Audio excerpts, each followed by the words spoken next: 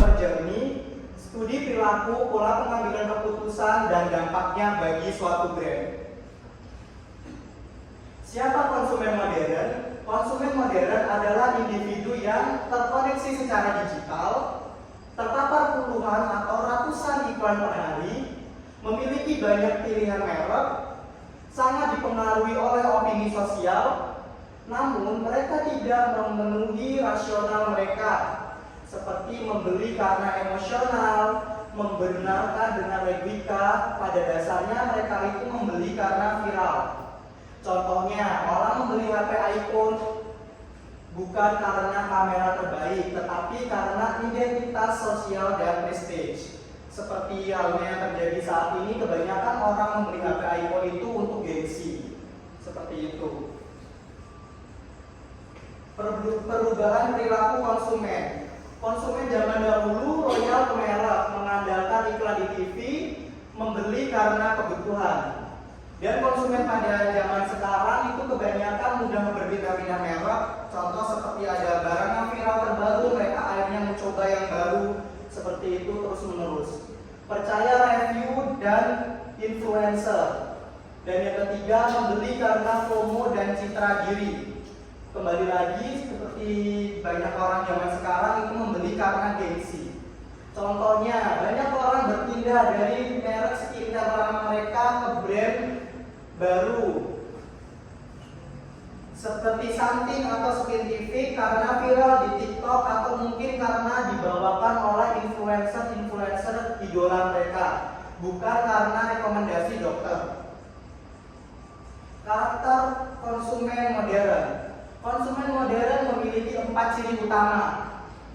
Ini cepat dan praktis. Yang kedua, sensitif harga tetapi tetap mencari kualitas, sangat dipengaruhi ulasan dan tidak sabar.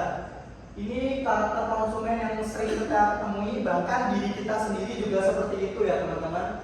Contohnya di Shopee atau Tokopedia atau platform penjualan lainnya yang online, produk dengan rating 4,9 dan ribuan ulasan lebih laku walau lebih mahal.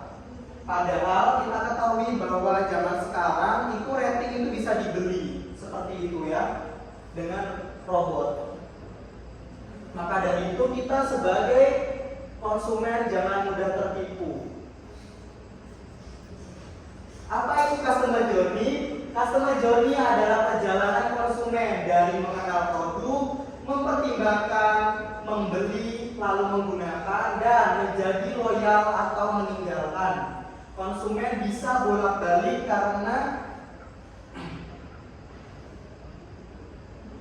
biasanya cocok seperti itu ya teman-teman, baik dari harga dan saat pemakaian seperti itu, dan mungkin baik secara pengirimannya.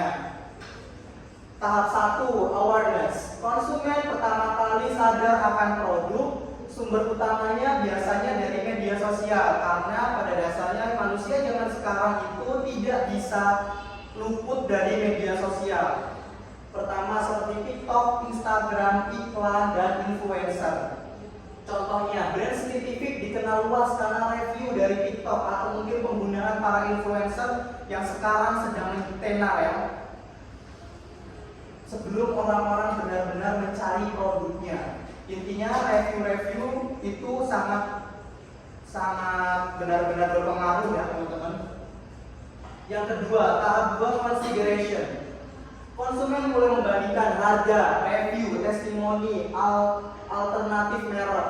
Contoh, seseorang ingin membeli air fryer Philips, tetapi membandingkannya dengan Mito atau Xiaomi karena perbedaan harga dan fitur. Ya, seperti contoh dengan saya.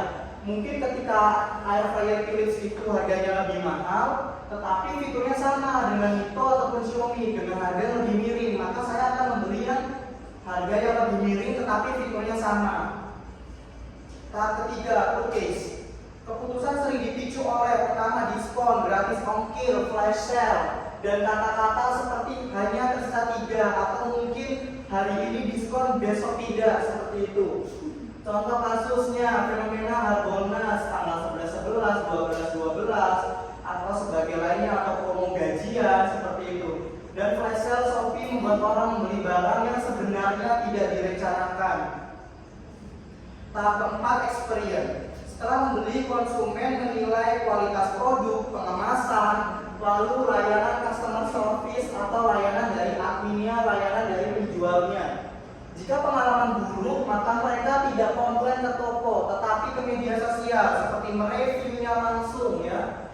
Itu sangat berbahaya. Maka dari itu kita sebagai penjual lebih baik menjemput bola, kita menanyai apakah ada kekurangan dalam produk kita atau tidak, seperti itu.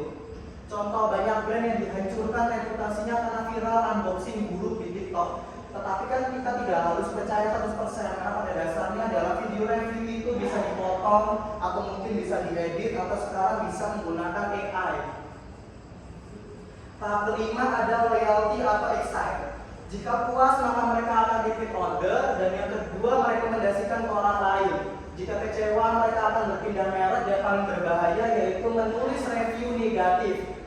Contohnya, banyak pengguna GrabFood berpindah ke Shopee Food karena promo, bukan karena kualitas layanan. Pola berpikir konsumen modern. Konsumen modern biasanya tidak loyal ke merek, loyal ke manfaat dan harga, mudah berpindah jika ada opsi yang lebih menarik, opsi yang lebih murah, tetapi fiturnya lebih banyak. Ini membuat brand harus terus beromo, berinovasi, bangun hubungan emosional terhadap customer. Kesimpulannya adalah perilaku konsumen modern dibentuk bukan terutama oleh kebutuhan rasional, tetapi oleh emosi, pengaruh sosial, dan stimulus digital seperti media sosial, ulasan, serta promo.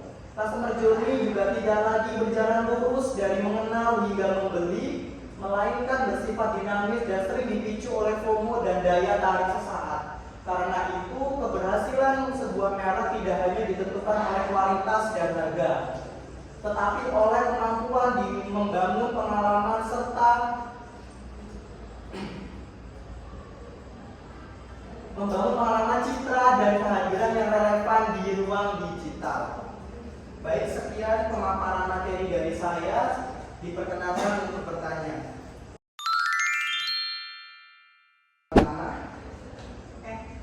Yang pertama, bagaimana cara brand membangun loyalitas konsumen modern yang mudah berpindah merek? Oke. Saya tampung dulu ya Kak pertanyaannya.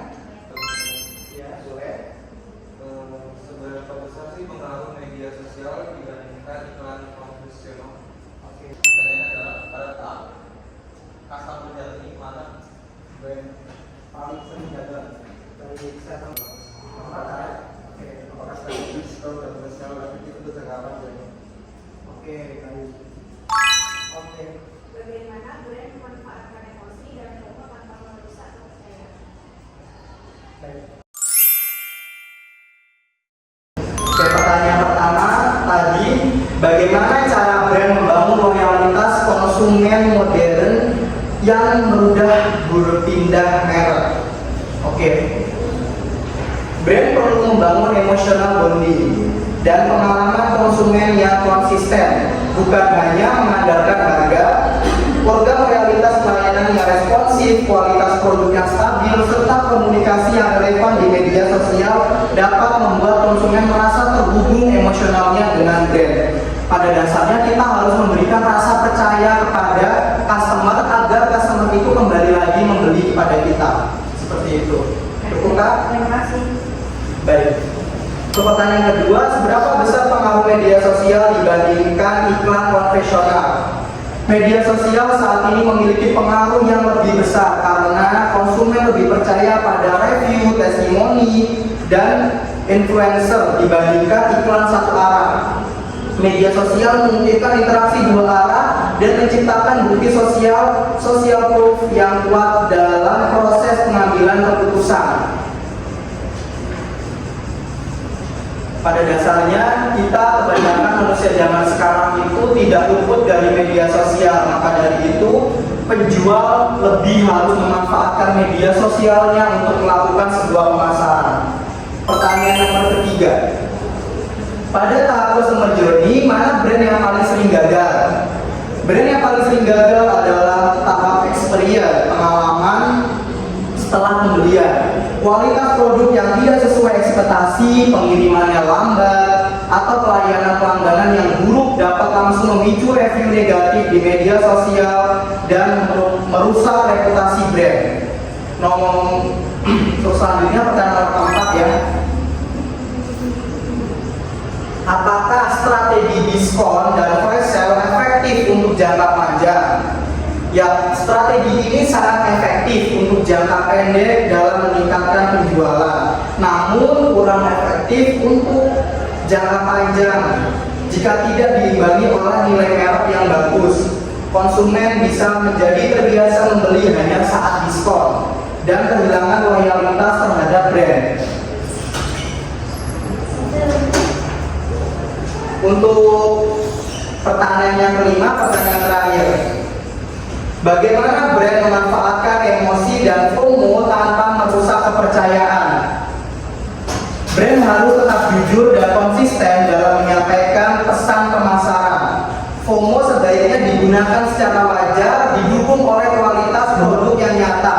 Jadi pada dasarnya produk yang terkenal itu harus disertai oleh kualitasnya yang bagus. Karena pada dasarnya nanti kalau FOMO tetapi kualitasnya nggak bagus, takutnya nanti kita sebagai pembeli itu kecewa seperti itu.